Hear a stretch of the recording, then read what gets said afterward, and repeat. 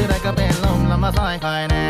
ตัวพี่แล้วมันอยู่บางจากแต่ว่าพี่ชอบเธอลัดที่อยู่บางขวางเธอครั้งแรกลัดที่ปั๊มบางจากแล้วก็แวะคุยกันตรงสี่แยกคูขวางคิดดนละพี่นิดแต่ว่าเธอฉันปลายหางก่อนนอนเปิดฟันนักวัดจำแรงของปูจัน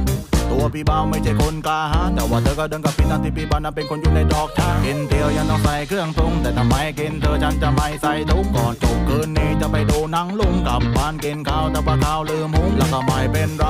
ทำไมวันนี้ตัวหอมจุ้งเพราะเป็นวัตถุดิบจนเธอเป็นเชฟที่พร้อมทุ่งไลเกิลไม่ได้เจ้าชู้ไม่ชมยุ่งที่หลงรักเธอไปแล้วใครก็ได้คอยคอยแน่ชอบเธอเลยอยากให้เธอมาอยู่แก่ใจดวงนี้มีเธอแน่ๆมองที่ไรก็เป็นลมแล้วมาซอยคอยแน่